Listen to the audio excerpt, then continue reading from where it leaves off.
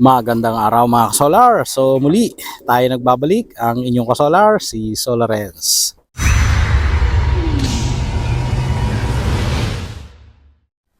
So nandito tayo ngayon sa San Juan, Batangas. At mayroon tayong in-install dito na 20 pieces 500 solar panel na Trina N-type. So pag 20 pieces, 10 kilowatts ang equivalent niyan. At ito ay 17, yan.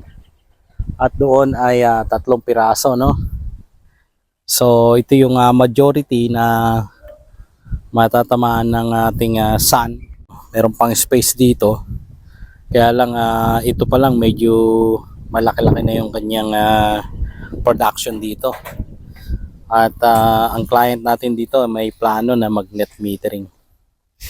So tama-tama ito kasi 8 kilowatts na inverter yung ginamit natin. At yung inverter na yun na yung bagong labas na 8 kilowatts na inverter. At ipapakita ko sa inyo yung kaibahan nung 8 kilowatts na inverter na yan compared doon sa dati. No? Meron talagang major changes doon in terms of appearance kasi parang 6 kilowatts ang kanyang design. Okay? Pero explain natin mabuti yun. At ito, patapos na tayo dito sa taas. Ayan. Magtatap na lang tayo ng MC4. Dalawang strings pa rin ito ha. So yung strings natin ay yung PB1 at saka PB2 nahahati sa 10 piraso na N-type 500 watts solar panel. Okay.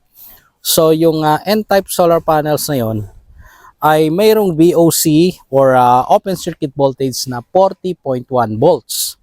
So pag siniris natin yon, tataas yung voltahe kasi mag-a-add up or magpa-plus yung 40.1. So lumalabas na yung 10 piraso ay nasa 401 volts pag VOC. Pero pagka nakakonect na yan at umaandar na yan, nakakonect na doon sa ating inverter na nasa loob nun, yung solar charge controller, bababa yung VOC at yun ay magiging BMP na, your maximum power voltage. Ngayon, yung short circuit current nito ay nasa 15 amperes. So magi-stay naman yung short circuit current na yon dahil nga naka-series ang connection natin. Okay? So sana alam niyo na 'yan. Lagi kong pinapaliwanag yung pagkakaiba ng series connection at saka parallel connection. So ngayon wala tayong parallel connection para sa isang string, instead series connection lang 'yun. At ganoon din sa second string. So parehas lang 'yan, naka-divide into 10 pieces bawat string.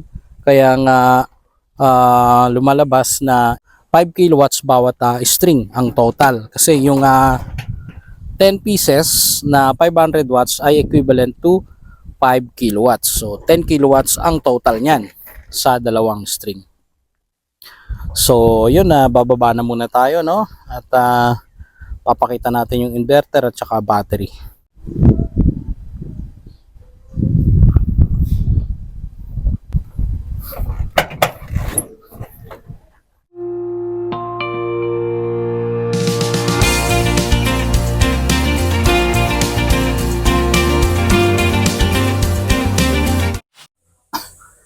So ito mga kasolar, ito yung bago nating 8 kilowatts na inverter at parang ang design niya ay pang 6 kilowatts. So sa 8 kilowatts yung dati nakalagay pa rin naman yung kanyang DC switch, pero kung makikita nyo yung kanyang mounting bracket, ayun parang 6 kilowatts na rin, mas madali nang maglagay.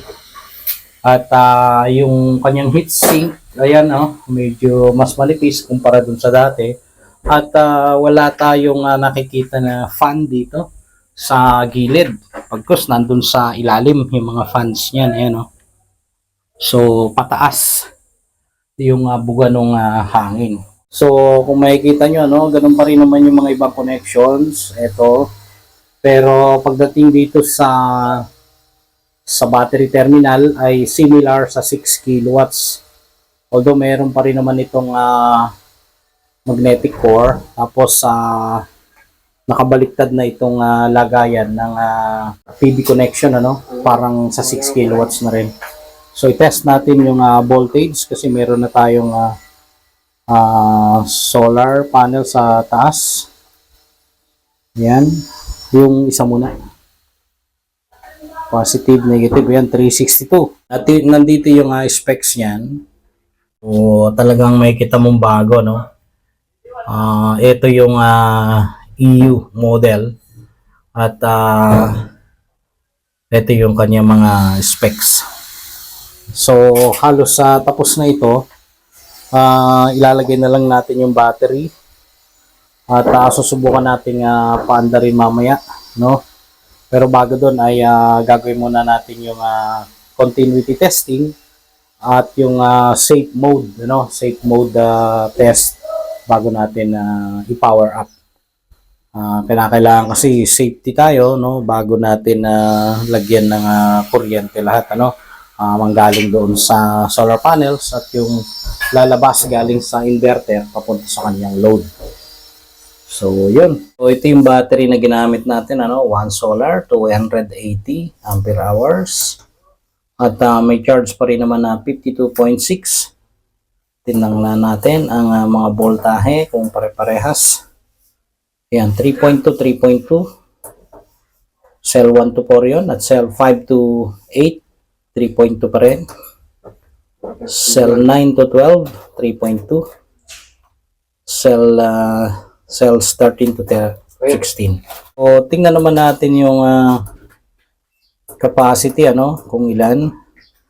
Ayan, so ang state of charge niya ngayon ay 45%. Yung full charge capacity 280.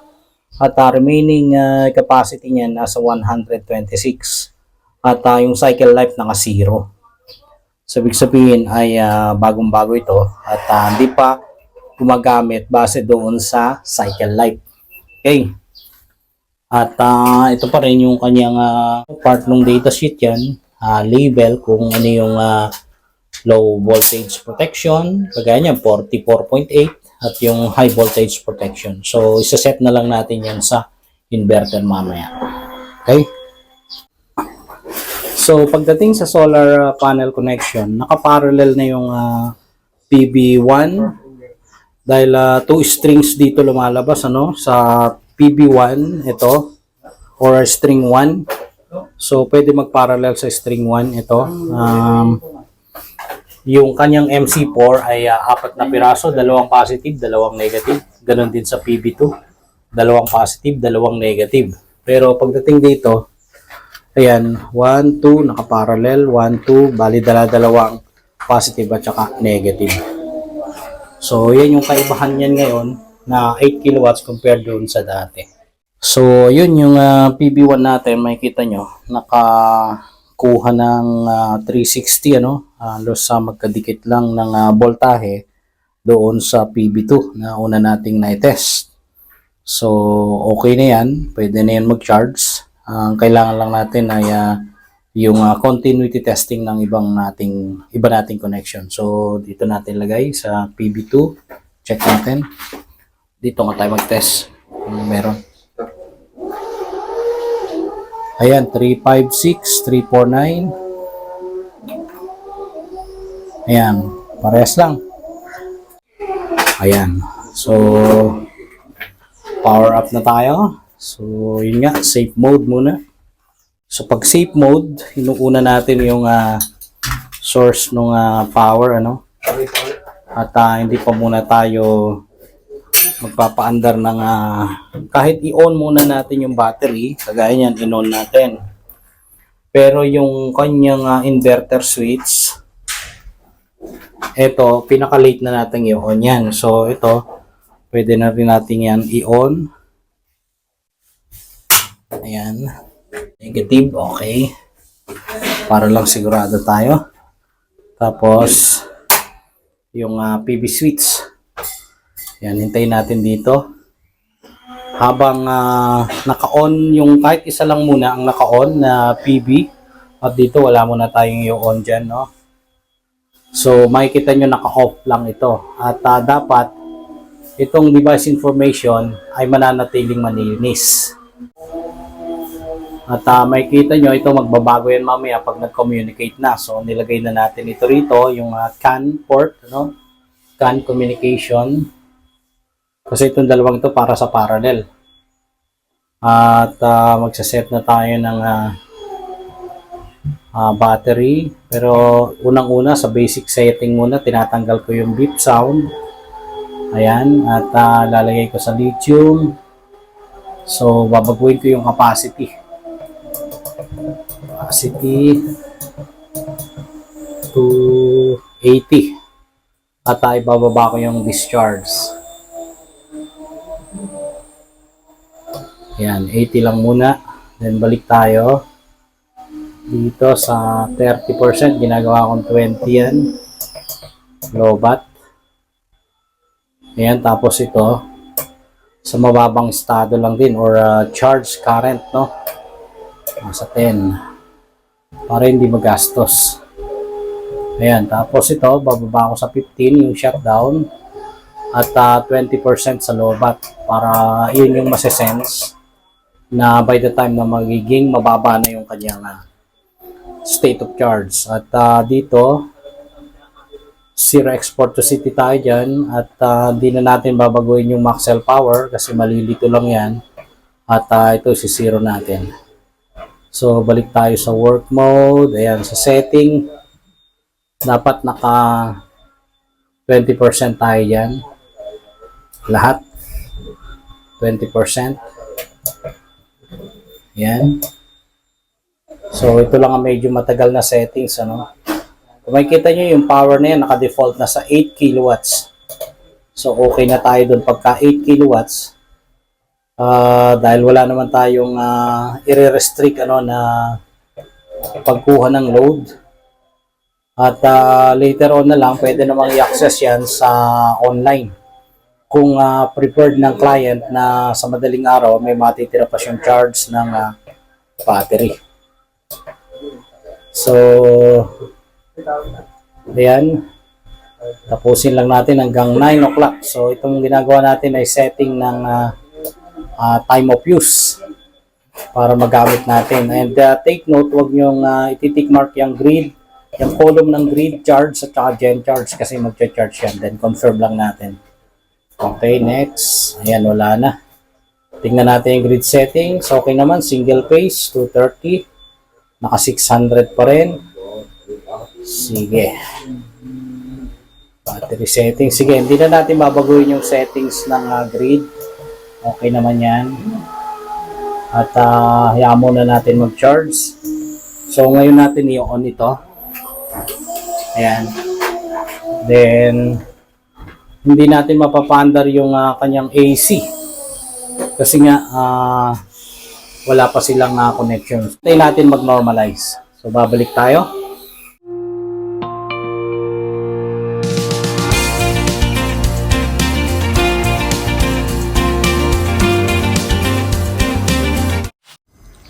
So yun mga solar, hinihintay natin nag-normalize na. Ayan na nga.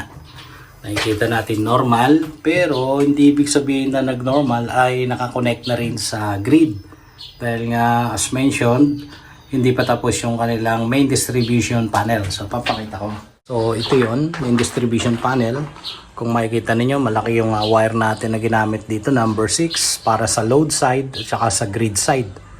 Dahil mag-isolate tayo niyan. At ito yung sa city sensor. At yung HDPE na yun ay galing din sa taas yan, no, para sa solar panel. So dito sila maglalagay ng para doon sa main distribution panel nila. So eto, pagka nakaganito siya, ibig sabihin ay mag-charge na, naka-on yung ating solar panel. So na-mention ko naman na ito, no, PB1, itong apat na ports na ito. So pair by pair yan, dalawang pair para sa PB1, dalawang pair din para sa PB2. So 2 pairs, 2 pairs yan. At yung city sensor natin, so hihigpitan na lang natin itong mga to para hindi pasukin ng kung anong mga insekto. At Pwede ko nang itaas ng konti, ano, yung lalagay ko lang muna sa 60 para hindi tayo abusado. Ayan. At set na natin. So, good to go na ito. Hintayin na lang natin may connect yung grid pagka nag-okay na sila. So, makikita nyo, tumaas yung harvest. At, yan o. Ito yung sinasabi ko nung nasa taas ako ng roof kanina. Nasa roof tayo. Ito yung BMP na, no? Yung PB1, 329. Parehas lang, 329. At, yung amperahe, ayan sa PB1. Ito na yung power, yung wattage na na-harvest. So, dito naman sa battery, nakita natin nag-communicate na yan, may 56%. Ayan, so makikita natin ano, yung charge and discharge limit, naka 195 at 57.6 volts. Ang kanyang battery voltage, yun yung charging niya, pinakamataas. Pero binababa ko yan para hindi mag-init yung battery pagdating sa resting voltage, absorption, saka yung equalization. Pero yung equalization same lang sa absorption kasi ang equalization ay para sa lead acid. So walang alarm tayo nakita at malusog na malusog ang battery. Ang state of health ay nasa 100%. Talaga nawala pala yung process, wala pala akong mic. Sorry lang.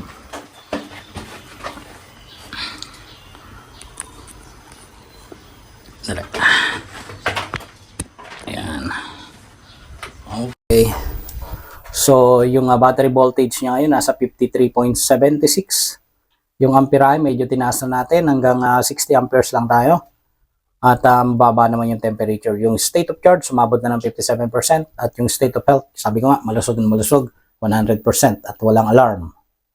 So, titingnan natin ngayon, babalikan natin ano kung mayroon bang error na nag-pop up kanina nung nag-set tayo. So, titingnan natin sa device info. So, walang error, ibig sabihin malinis, malinis na malinis. At yun ang kagandahan pagka safe mode process ang ginawa natin, no? Wala tayong nakikitang kung ano mang error or fault. So, ganun pa rin, zero ang ating power kasi wala pang consumption. Pero normal na yan. Okay? So, yun lang mga ka-solar. Ito, alam nyo naman yung mga connection yan. At yung battery. So, pagdating dito sa DCMCB, ang ginamit natin ay 160. So, pasok yan kasi 8 kilowatts over 51.2 na nominal voltage ay pasok ang ating 160 amperes kasi yan ang sasakto na malapit dyan sa amperahe na kailangan. So, yun lang muna mga ka-solar, ano? Yun lang muna ang ating may papakita dito sa ating bagong setup na 10 kilowatts solar panel na N-type 3 na ang brand. At 8 kilowatts din na inverter. Ito yung new version. At gagawa na lang tayo ng panibagong video para maipakita natin yung consumption at saka yung connection natin sa grid, yung AC coupling niya. At yung sa load side. So, pansamantala mga solar, ayan, usap na lang ulit tayo sa sunod na video. Muli, ang inyong solar, Solarens.